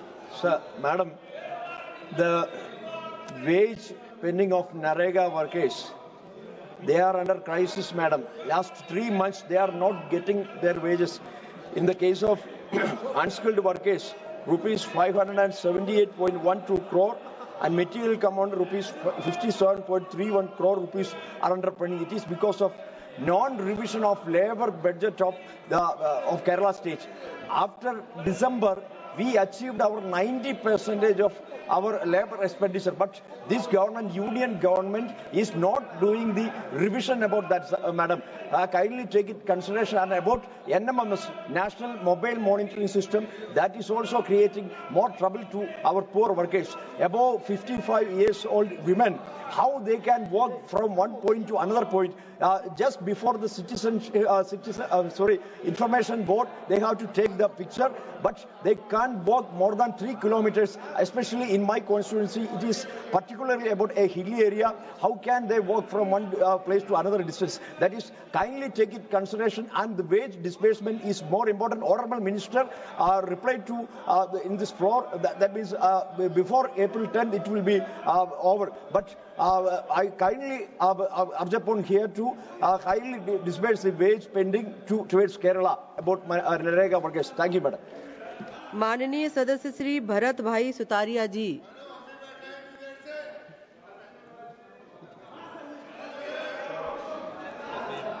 सभापति जी, आपका बहुत बहुत धन्यवाद मुझे बोलने का मौका दिया। मेरे लोकसभा क्षेत्र अमरेली से मैं आता हूं, जहां अभी हाल में मीटर गेज लाइन रेलवे की है, जो बोर्ड गेज की मंजूरी मिल चुकी है, और इसमें मंत्री जी का और प्रधानमंत्री नरेंद्र मोदी साहब का आभार व्यक्त करता हूं। जो मीटर बोर्ड गेज लाइन मंजूर हो चुकी है, उसका आज तक टेंडर नहीं हुआ है, क्योंकि मेरे क्षेत्र से अमरेली से जूनागढ़ तक की लाइन है, और मेरे क्षेत्र से अमरेली से सूरत, नवसारी, बॉम्बे और अहमदाबाद हमारे क्षेत्र के लोग बसते हैं, और हमारे आने जाने के लिए दिक्कत होती है। तो इसलिए मैं कृपया आपसे कहना चाहता हूं मंत्री जी को कि जल्द से जल्द उसका टेंडर निकाले और काम शुरू करवाए। माननीय सदस्य श्री कार्तिक चिदम्बरम जी। Madam, our banking sector has become like a low-cost airline. Like in a low-cost airline where you have to pay to check in your bag, to recline your seat, or even to get a sandwich or a bottle of water, our banking sector is now charging for even basic services. If you have to withdraw your own money from an ATM, you have to pay a charge. If you want to get an SMS for your balance, you have to pay a charge. If you want to get a checkbook, you have to pay a charge. And the most cruel thing is, madam, if your deposit drops below a minimum balance, they put you a penalty. As it is with this economy, every family is struggling and every individual is struggling. When their money dips in a bank balance, the bank is charging a minimum balance charge on them. I urge the Finance Ministry and the RBI to rationalize this and to make sure they become customer friendly. It is not very far away from a day when a bank will start charging people if they come to a branch and want to talk to a person. They are charging for everything which is basic and given for granted, and this must be rationalized, madam. Thank you very much. माननीय सदस्य श्री अभय कुमार सिन्हा जी।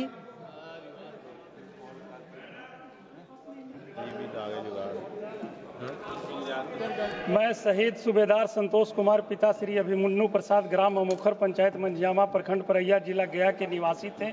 16 फरवरी 2025 को लेह लद्दाख में duty के दौरान विस्फोट में वीर गति को प्राप्त थी।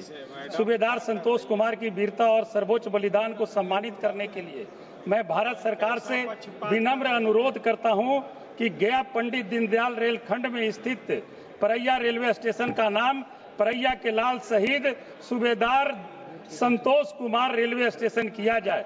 यह न केवल एक वीर सैनिक के प्रति कृतज्ञता व्यक्त करने का कार्य होगा, बल्कि आने वाली पीढ़ियों को राष्ट्र सेवा की प्रेरणा भी देगा। अतः माननीय रेल मंत्री जी से विनम्र आग्रह करता हूं, शहीद सूबेदार संतोष कुमार के नाम परैया रेलवे स्टेशन का नामकरण करने की प्रक्रिया यथाशीघ्र पूरा करने होते हुए आवश्यक कदम उठाएं। बहुत बहुत धन्यवाद। माननीय सदस्य श्री चंद्रशेखर जी। धन्यवाद सभापति महोदया। भारतीय संविधान निर्माता भारत रत्न से सम्मानित सामाजिक न्याय के प्रतीक और करोड़ों शोषितों, पीड़ितों व महिलाओं के उद्धारक परम पूजनीय डॉक्टर बाबा साहब अम्बेडकर जी की जयंती जो प्रतिवर्ष 14 अप्रैल को मनाई जाती है। बाबा साहब का योगदान केवल एक वर्ग विशेष तक सीमित नहीं है, बल्कि उन्होंने संपूर्ण भारतीय समाज के पुनर्गठन में अभूतपूर्व भूमिका निभाई है। उन्होंने हमें संविधान दिया, सामाजिक समानता का मार्ग प्रशस्त किया, समानता, स्वतंत्रता, बंधुत्व जैसे मौलिक सिद्धांतों को भारतीय लोकतंत्र की नींव में स्थापित किया। उनकी जयंती को पूरे देश दुनिया में उत्सव की तरह मनाया जाता है, सरकारी अवकाश होता है, किंतु इससे आधिकारिक रूप से राष्ट्रीय पर्व घोषित करने से यह सम्मानजनक मान्यता प्राप्त करेगा और पूरे देश में उनके विचारों से प्रेरणा लेने का अवसर मिलेगा।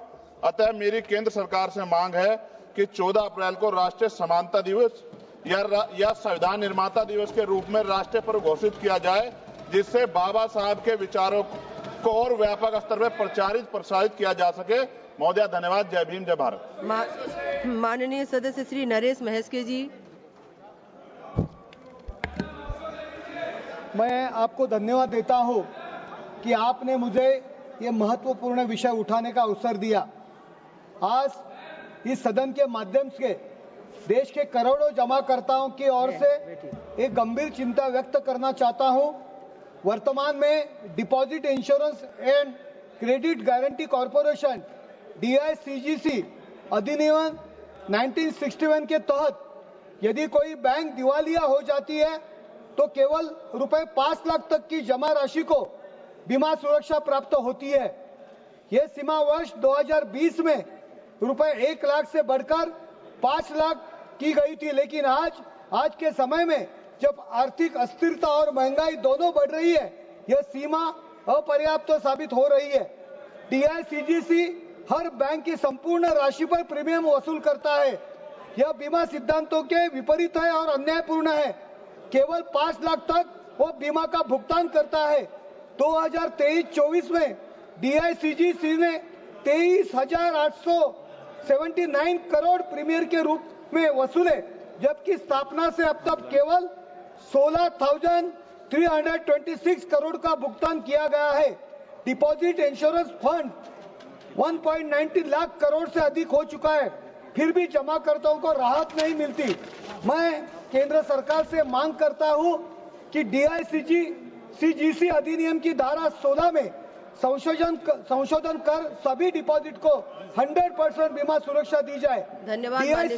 DICC अधिनियम के द्वारा 21 को हटाया जाए ताकि DICGC बीमा भुगतान की राशि बैंक के परिसंपत्तियों से वसूल करे जिन जमाकर्ताओं को 5 लाख से अधिक है, और जिन बैंकों में DICGC ने प्रीमियम लिया है उन्हें भी 100% राशि लौटाई जाए। CN अन्नादुरई जी।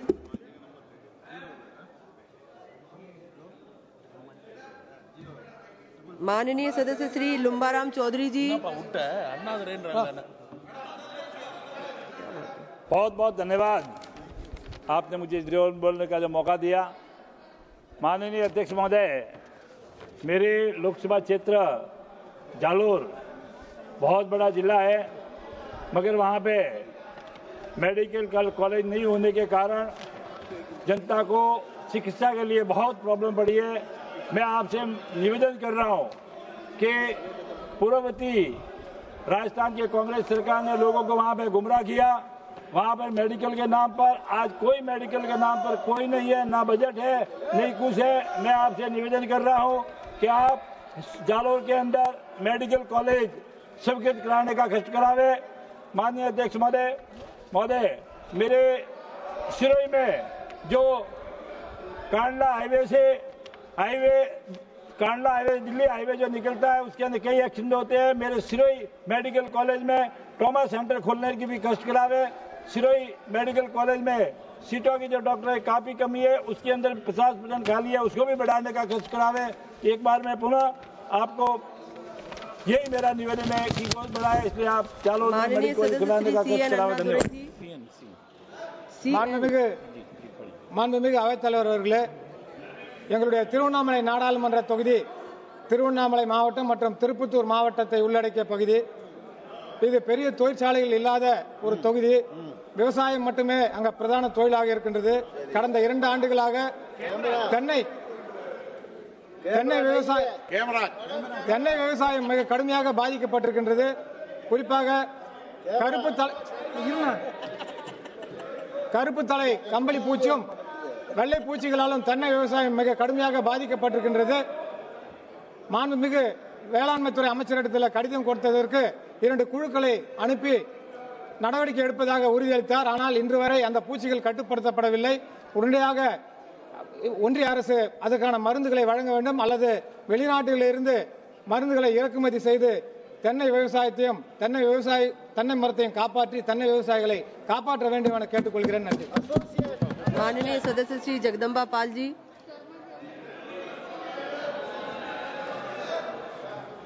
सभापति महोदय, एक मैं अत्यंत लोक महत्व विषय की ओर ध्यान आकृष्ट करना चाहता हूं, जो आपके क्षेत्र से भी सम्मानित सत्ता पक्षों प्रतिपक्षों सभी क्षेत्र के उन आंगनबाड़ी जो लगभग 12,93,448 जो केंद्र की सारी योजनाएं हमारी लोकसभा के क्षेत्र में, चाहे पुष्टाहार हो, चाहे वो उन पल्स पोलियो का प्रोग्राम हो, जनगणना का हो, सारी केंद्र की स्कीम्स को चलाती मात्र 6,000 मिलता है।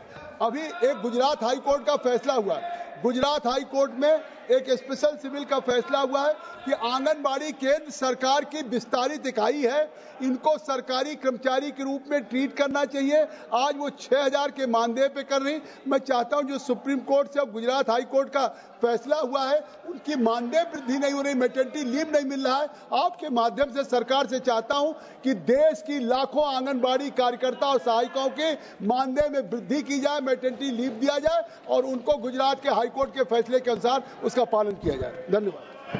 माननीय सदस्य श्री बाबू सिंह कुशवाहा जी।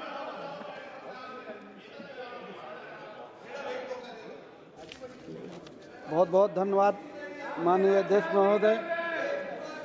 माननीय अध्यक्ष जी, मैं आपके माध्यम से सरकार का ध्यान जौनपुर जो मेरा संसदीय क्षेत्र है उसमें स्थित ऐतिहासिक और प्राकृतिक दृष्टि से महत्वपूर्ण गुजर ताल एवं दसुरा ताल के संरक्षण के बारे में ध्यान दिलाना चाहता हूं कि अगर वहां का विकास किया जाए तो वहां के खाली स्थानीय कृषि पर्यावरण संतुलन एवं जैव विविधता बनाए रखने में महत्वपूर्ण भूमिका रखता है, साथ ही धार्मिक और सांस्कृतिक दृष्टि से भी महत्वपूर्ण है। वर्तमान में ये तालाब उपेक्षा का शिकार रहे हैं, जिससे जल स्तर घट रहा है और इनकी प्राकृतिक सुंदरता भी प्रभावित हो रही है। ये तालाब अनेक पशु पक्षी, जीव जंतु एवं क्षेत्रीय जानवरों, पेड़ पौधों, मनुष्यों के लिए अति महत्वपूर्ण है। इसलिए इसका संरक्षण, सौंदर्य, पर्यटन, रोजगार, उद्योग, मानव जाति के भविष्य से जुड़ा हुआ है। यदि इसका उचित विकास किया जाए तो केवल पर्यावरण संरक्षण ही नहीं बल्कि पर्यटन और स्थानीय अर्थव्यवस्था को भी बढ़ावा देगा। आपके माध्यम से सरकार से निवेदन करता हूं कि इन तालाबों का संरक्षण, सौंदर्यीकरण किया जाए, धन आवंटित किया जाए और इसका अगर विकास कराया जाता है तो पर्यावरण को भी बढ़ावा मिलेगा। बहुत बहुत धन्यवाद। माननीय सदस्य श्री तापिर गांव जी। धन्यवाद चेयरपर्सन। मैं आपका अटेंशन ड्रॉ करना चाहता हूं गवर्नमेंट ऑफ इंडिया से 2007 में national hydro power project MOU Arunachal government का साथ in presence of power ministry के साथ MOU हुआ 2880 मेगावाट और उस प्रोजेक्ट अभी बहुत काफी हद तक आगे बढ़ रहा है। उस MOU में local recruitment for Group C and D staff 100% and deputation of local state government engineer officials 20%, preference to the local contractors other than the major construction works and preference to the locally produced and manufacturers को उस hydro power projects में MOU sign हुआ है। मैं honourable minister power भी यहाँ है और गवर्नमेंट ऑफ इंडिया से मैं ये रिक्वेस्ट कर रहा हूँ कि before uprising of the local community of that projects, उस इलाका का लोकल कम्युनिटी का अपराइज होने से पहले इस MOU के आधार पे वहाँ का लोकल का बेनिफिट देना चाहिए, ये मैं मांग करता हूँ। सदस्य Kishori Lal ji.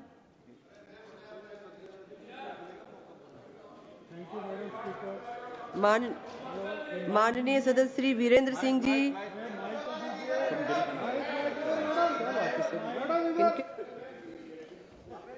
Kishore Lal ji, madam. Hello madam, इधर किशोरी लाल। अमेठी है, Amethi. Thank you madam sir. सास की कभी बहुत ही। मैं अपने कॉन्स्टिट्यूंसी के एक महत्वपूर्ण मुद्दे पे आपका ध्यान आकर्षित करना चाहता हूं, क्योंकि हमारे यहाँ पे 3 जिलों को जोड़ने वाली सड़क NHI 128 रायबरेली, अमेठी और सुल्तानपुर, जो 3 जिलों को हेडक्वार्टर को जोड़ती है, ये जब से बनी है तब से 2 लेन है। हमारी मांग है आपके माध्यम से सरकार से कि इसको 4 लेन किया जाए। इसके ऊपर 2 महत्वपूर्ण इंडस्ट्री एरिया और काफ़ी सारे एजुकेशनल इंस्टीट्यूट हैं और हमेशा जाम लगा रहता है, तो मेरी दरखास्त है कि इसको धन्यवाद 4 लेन किया जाए। धन्यवाद। माननीय सदस्य श्री वीरेंद्र सिंह जी। बहुत धन्यवाद मैडम। बड़े प्रयास के बाद ये मौका मिला है कि अपनी बात में कहूं। मैं उत्तर प्रदेश के चंदौली जनपद से आता हूं, जहां तक मैं देखता हूं कि शराब की दुकानें गरीब समाज के मलाह, बिंद, बिहार, अनुसूचित, आदिवासी, इन सब महिलाओं, इन सब क्षेत्रों में जहां पर बाहुल्यता है, उनके गांव के बीच में शराब के, देसी शराब के ठेके खोले जा रहे हैं। आज स्थिति यह है कि गांव में अराजकता फैली हुई है और सरकार की निगाह यह है कि जैसे वो आरक्षण में गरीब और पिछड़े का अधिकार लूट रही है, उसी तरीके से राजनीति में शराब के द्वारा चुनाव के दौरान उनको गुमराह करके वो उनका जो है कि वोट लूट लिया जाए। तो मैं मांग करता हूं कि शराब की नीति में गांव के अंदर अनुसूचित, विशेष रूप से बिंद, बिहार और तमाम हमारे जात के गरीब हैं, तेजस्वी सूर्या जी, वो 1 मिनट मांग तो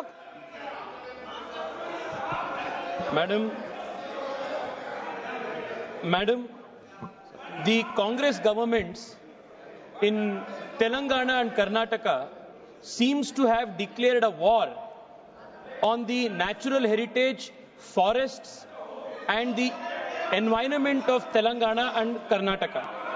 In Hyderabad, madam, 400 acres of forest land is being cleared overnight using JCBs and bulldozers at the behest of the real estate mafia in Hyderabad to sell the 400 acres forest land to build an IT park. In Karnataka, under the pressure of the Congress leadership, more specifically the former MP of Wayanad and the present MP of Wayanad, Karnataka government is considering opening Bandipur forest for night traffic, for traffic coming from Kerala, affecting the sensitive ecological forest area of Bandipur in Karnataka. I urge you, through you, madam, the central government and Minister of Environment and Forests to immediately take cognizance of this attack on the forest land in Telangana, in Hyderabad and in Karnataka and prevent this destruction of our ecology.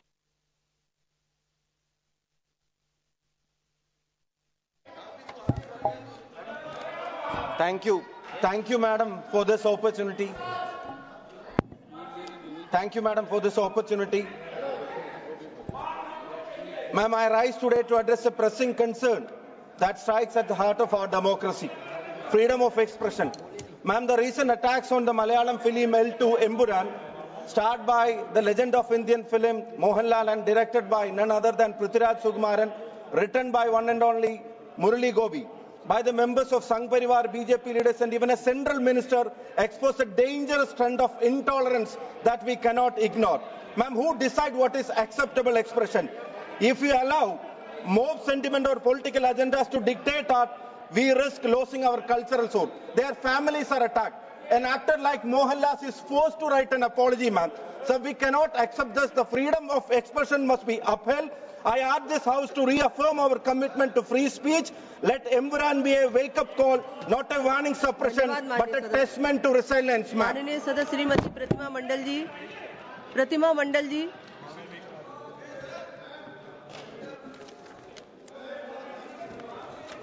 रख दिया।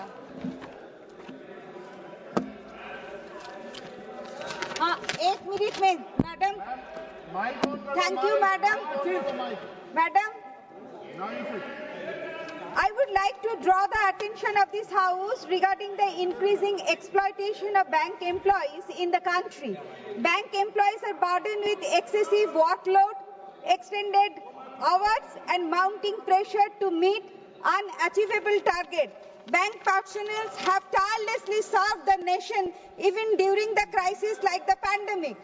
The Indian Banks Association has already approved the implementation of a 5-day banking week, yet the government has taken no step to enforce it. Despite bodies like RBI, insurance companies and other government organizations following 5-day work week. So it is only fair that their demand is for better working conditions are met, which is demand on human ground. I urge the Finance Minister to take immediate action and implement the 5-day banking week without further delay. Thank you, Madam. माननीय सदस्य श्री नवीन जिंदल जी।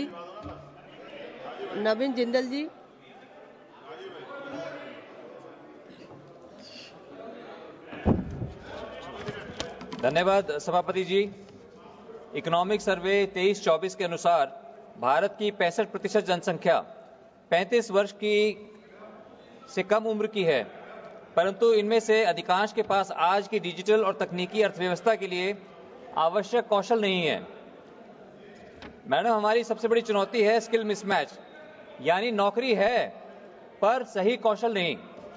आज artificial intelligence के कारण हमें जरूरत है कि हमारे युवाओं का स्किल डेवलपमेंट भी मिशन मोड पर हो। आज जरूरत है कि हम सप्लाई ड्रिवन स्किलिंग मॉडल की बजाय डिमांड ड्रिवन स्किलिंग मॉडल की तरफ जाएं। जब तक हमें सही आंकड़े नहीं मिलते तब तक ना नीति बनेगी ना समाधान। इसलिए सभापति जी, मेरा आपके माध्यम से केंद्र सरकार से आग्रह है कि देश भर में राष्ट्रीय कौशल जनगणना स्किल सेंसस कराई जाए, जिससे हमें यह पता चल सकेगा कि कहां किस क्षेत्र में किस प्रकार के कौशल की आवश्यकता है। युवाओं को केवल नौकरी की तलाश में भागीदार नहीं बल्कि भविष्य के निर्माण का शिल्पकार बनाने का समय आ गया है। धन्यवाद। माननीय सदस्य श्री सागर खांडरे जी।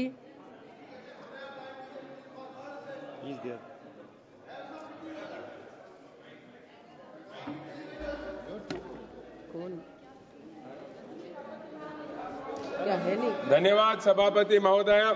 आज मैं PMAY जी के घरों के बारे में बात करना चाहता हूं। पिछले 5 सालों में हमारे क्षेत्र को 5000 घर भी नए आए, लेकिन आज एक ही साल में मेरे निरंतर प्रयास से 50,000 से ज्यादा घरों को टारगेट हमारे बीदर क्षेत्र को मिला है। इसलिए मैं मंत्री जी को भी धन्यवाद बोलना चाहता हूं। लेकिन इस टारगेट में अभी सिर्फ 35% घर सैंक्शन हुए हैं और डेडलाइन की डेट थी 31 मार्च 2025। मैं सरकार से विनती करता हूं कि ये डेडलाइन को एक्सटेंड करना चाहिए और मेरा मांग है कि हमारे बीदर क्षेत्र को और ज्यादा 50,000 एडिशनल घर सैंक्शन करना चाहिए। धन्यवाद मैडम। माननीय सदस्य श्री हनुमान बेनीवाल जी। धन्यवाद सभापति महोदय। आपके माध्यम से देश के बहुत महत्वपूर्ण विषय किसान क्रेडिट कार्ड के माध्यम से किसानों को मिलने वाले ऋण में सरकारी तंत्र में व्याप्त भ्रष्टाचार की तरफ आपका ध्यान आकर्षित करूंगा। सभापति जी, ये योजना किसानों की भलाई के लिए लाई गई, लेकिन इस योजना में लालची लोगों की वजह से भ्रष्टाचार की भेंट ये योजना चल चुकी है। सरकार ने किसानों की आर्थिक सहायता के लिए किसान क्रेडिट कार्ड योजना शुरू की, जिससे उन्हें खेती बाड़ी अन्य जरूरतों के लिए आसानी से कर्ज मिल सके। लेकिन इस योजना का लाभ उठाने के बजाय कुछ भ्रष्ट बैंक अधिकारी और तहसील कर्मचारी इस तंत्र से जुड़े लोग इस किसानों से अवैध कमाई का जरिया बना चुके कि इस किसान पहले से ही महंगाई, कर्ज और फसल के कम दामों से परेशान है और उन्हें सरकारी मदद से जो राहत मिलनी चाहिए वो भ्रष्टाचारी इन्हें और कर्ज के बोझ की तरह लादे। मान्यवर, जब कोई किसान क्रेडिट कार्ड के तहत लोन लेता है तो बैंक उससे सच रिपोर्ट नामक एक कानूनी दस्तावेज की मांग करता है। रिपोर्ट ये साबित करने के लिए होती है कि किसान की जमीन पर कोई और कर्ज या कानूनी विवाद नहीं, लेकिन रिपोर्ट मात्र 200-500 रुपए में आसानी से मिल जाती है। फिर भी किसान के इस नाम पर 5,000 से 10,000 तक की वसूला जाता है। भ्रष्टाचार का आधा मिनट में समाप्त कर रहा हूँ, आधा मिनट। भ्रष्टाचार का पूरा नेटवर्क फैला हुआ है। बैंक के अधिकारी किसानों को बिना सच रिपोर्ट के लोन देने का इनकार कर देते हैं। अब मैं समाप्त कर रहा हूँ साहब, समाप्त। मैं रख तो दूं, मांग रख दूं मेरी। मैडम एक मिनट हो गया। मैं उन्हें तहसील अन्य जगह भेज देते हैं। मेरी मांग है कि डिजिटल सर्च रिपोर्ट का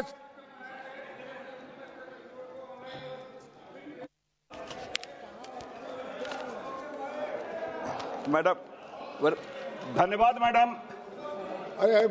बोलो महोदय, मैं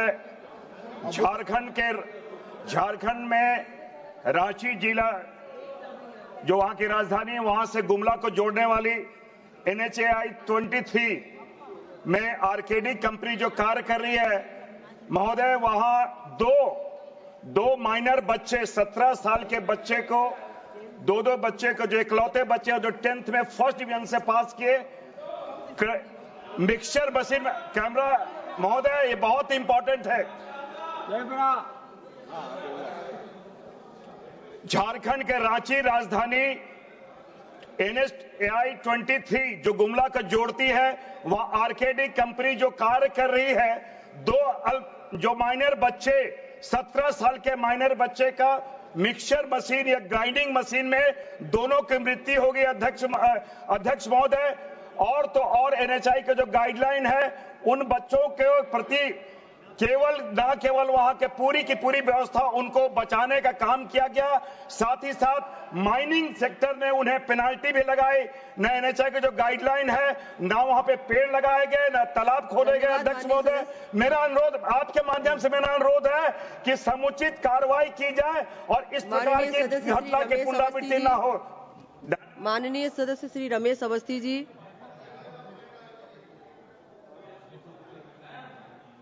बहुत बहुत धन्यवाद सभापति महोदय। आज आपने मुझे कानपुर की एक विशेष समस्या पर बोलने का मौका दिया, इसलिए आपका बहुत बहुत धन्यवाद। माननीय सभापति महोदय, कानपुर शहर गंगा नदी के किनारे बसा एक बहुत बड़ा औद्योगिक शहर है। गंगा नदी कटावग्रस्त होने के कारण कानपुर के तट से दूर होती जा रही है। यहाँ गंगा रिवर फ्रंट बनना आवश्यक है, जिससे कानपुर का विकास हो सके। वर्तमान में कई औद्योगिक इकाइयों के डंप गंगा नदी में प्रभावित हो रहे हैं, जिससे स्वास्थ्य और पर्यावरण का खतरा भी बढ़ गया है। गंगा रिवर फ्रंट बनने के बाद विकास के मानकों के अनुरूप ट्रीटमेंट के उपरांत इसका डिस्पोजल भी किया जा सकेगा। माननीय सभापति महोदय, कानपुर के आम जनमानस के लिए मनोरंजन, सामाजिक, जल क्रीड़ा, सांस्कृतिक और आर्थिक विकास के लिए गंगा रिवर फ्रंट का बनना आवश्यक है, जिसके बनने के बाद कानपुर एक बहुत बड़ा पिकनिक स्पॉट बन सकेगा। अतः मेरा आपके माध्यम से सरकार से अनुरोध है कि अटल घाट से लेकर सिद्धनाथ घाट जाजमऊ तक गंगा रिवर फ्रंट बनाए जाने का कष्ट करें। बहुत बहुत धन्यवाद। माननीय सदस्य